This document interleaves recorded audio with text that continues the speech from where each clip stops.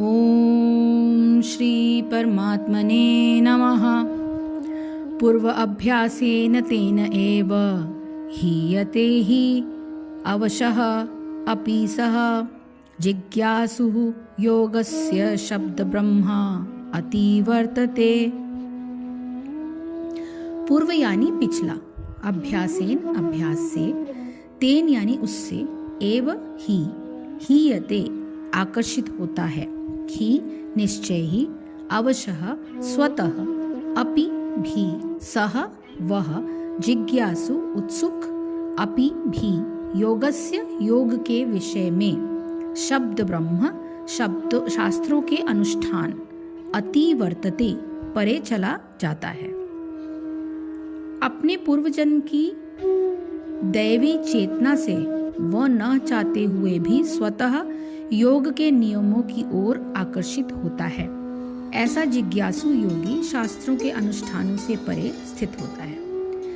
तात्पर्य यह है कि उन्नत योगी जन शास्त्रों के अनुष्ठानों के प्रति ज्यादा आकृष्ट नहीं होते, किंतु योग नियमों के प्रति स्वतः आकृष्ट होते हैं, जिनके द्वारा वे कृष्ण भावनामृत में आरूढ़ हो सकते हैं। श्रीमद् भागवत में उन्नत योगियों द्वारा वैदिक अनुष्ठानों के प्रति अवहेलना की व्याख्या इस प्रकार की गई है।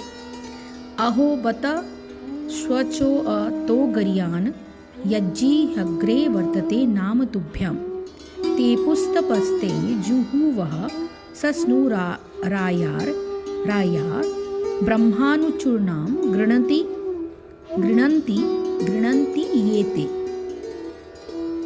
हे भगवान, जो लोग आपके पवित्र नाम का जप करते हैं वे चांडालों के परिवारों में जन्म लेकर भी आध्यात्मिक जीवन में अत्यंत प्रगत होते हैं। जैसे जप करता निस्संदेह सभी प्रकार के तप और यज्ञ कर चुके होते हैं, तीर्थ स्थानों में स्नान कर चुके होते हैं और समस्त शास्त्रों का अध्ययन कर चुके होते हैं। इसका सुप्रसिद्ध उदाहरण भगवान चैतन्य ने प्रस्तुत किया, जिन्होंने ठाकुर हरिदास को अपने परम प्रिय शिष्य के रूप में स्वीकार किया।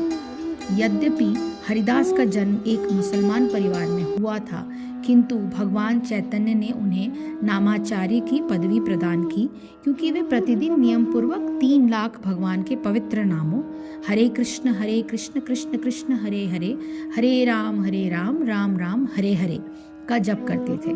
और चूंकि वे निरंतर भगवान के पवित्र नाम का जप करते थे, अतः यह समझा जाता है कि पूर्व जन्म में उन्होंने शब्द ब्रह्म नामक वेद वर्णित कर्मकांडों को पूरा किया होगा। अतएव जब तक कोई पवित्र नहीं होता तब तक कृष्ण भावनामृत के नियमों को ग्रहण नहीं करता या भगवान के पवित्र नाम हरे कृष्ण का जाप उससे नहीं हो पाता।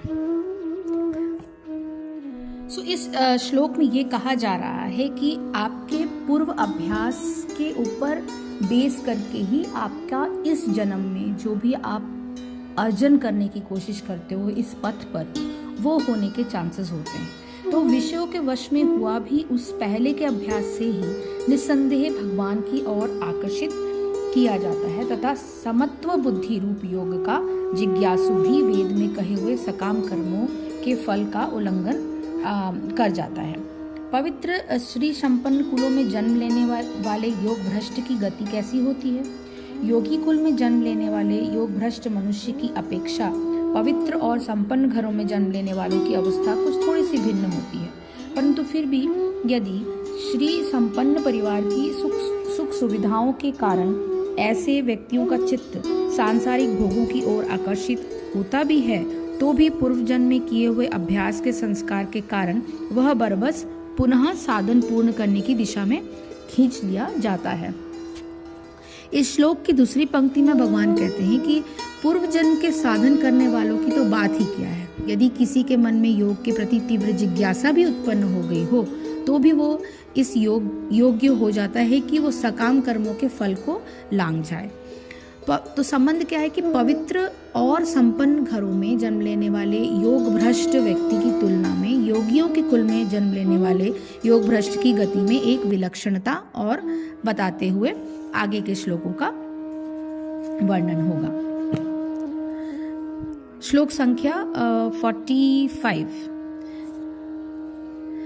प्रयत्नात् यतमानः तु योगी संशुद्धः किल्वशः अनेक जन्म संसिद्धः ततः याति परां गतिम्। प्रयत्नात् कठिन अभ्यास से, यतमानः प्रयास करते हुए, तू यानी तथा, योगी ऐसा योगी, संशुद्ध शुद्ध होकर, किल्वशः जिसके सारे पाप, अनेक अनेकानेक जन्म जन्मों के बाद, संसिद्धः सिद्ध प्राप्त करके, ततः तत्पश्चात, याति प्राप्त करता है, पराम सर्वोच्च, गतिम यानी गंतव्य को। और जब योगी समस्त कल्मश से शुद्ध होकर सच्ची निष्ठा से आगे प्रगति करने का प्रयास करता है तो अंतोत्कत्वा अनेकानेक जन्मों के अभ्यास के पश्चात सिद्धि लाभ करके वह परम गंतव्य को प्राप्त करता है। अर्थात सदाचारी भगवान, सदाचारी धनवान या पवित्र कुल में उत्पन्न पुरुष योगाभ्यास के अनुकूल परिस्थिति से सचेष्ट हो जाता है। अतः वो दृढ़ संकल्प करके अपने अधूरे कार्य को करने में लग जाता है और इस प्रकार वो अपने को समस्त भौतिक कल्मश से शुद्ध कर लेता है। समस्त कल्मश से मुक्त होने पर उसे परम सिद्धि कृष्ण भावनामृत प्राप्त होती है। कृष्ण भावनामृत ही समस्त कल्मश से मुक्त होने की पूर्ण अवस्था है। इसकी पुष्टि भगवद गीता में कई बार की गई है। येषां त्वन्तगतं पापं जनानां पुण्यकर्मणां ते द्वंद्व मोहो निर्मुक्ता भजन्ते मां दृढ़वतः। अनेक जन्मों तक पुण्य कर्म करने से जब कोई समस्त कल्मश तथा मोहमय द्वंद्वों से पूर्णतया मुक्त हो जाता है तभी वो भगवान की दिव्य प्रेमा भक्ति में लग पाता है। तो इस श्लोक में बस यही बताया गया कि आपका जो भी इस जन्म में कर्म है वो आपके पूर्व जन्मों की ही कंटिन्यूटी है। जबकि इस प्रकार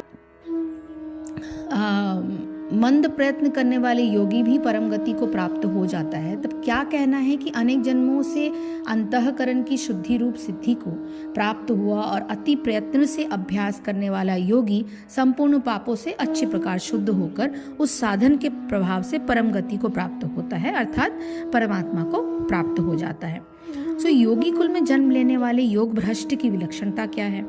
योगियों के कुल में जन्म लेने वाला योग भ्रष्ट मनुष्य पिछले अनेक जन्मों में किए हुए साधन के संस्कारों के बल से अपने समस्त पापों से मुक्त हो जाता है। इस जन्म में उसको साधन करने का जो अवसर मिलता है, इसमें वो अत्यंत उत्साह से तत्पर होकर तीव्र लगन के साथ योग सिद्धि के लिए पुनः प्रयत्न करता है। ऐसे योग भ्रष्ट मनुष्य को तो इस जन्म में भगवत साक्षात्कार प्राप्त करने में थोड़ा सा भी विलंब नहीं होता। यह देखने में आता है कि बहुत से लोग बड़े कष्ट साध्य तपों का अभ्यास करते हैं, अन्य लोग शास्त्रों का ज्ञान अर्जन करने में लगे रहते हैं और बहुत से लोग अपनी इच्छाओं को पूरा करने के लिए बड़े बड़े कठिन और कष्ट साध्य कर्म करते हैं। ये बताते हुए आगे के श्लोकों का वर्णन किया जाएगा। हरिओम तत्सत, हरिओम तत्सत, हरिओम तत्सत। जय श्री कृष्ण, जय गुरुदेव।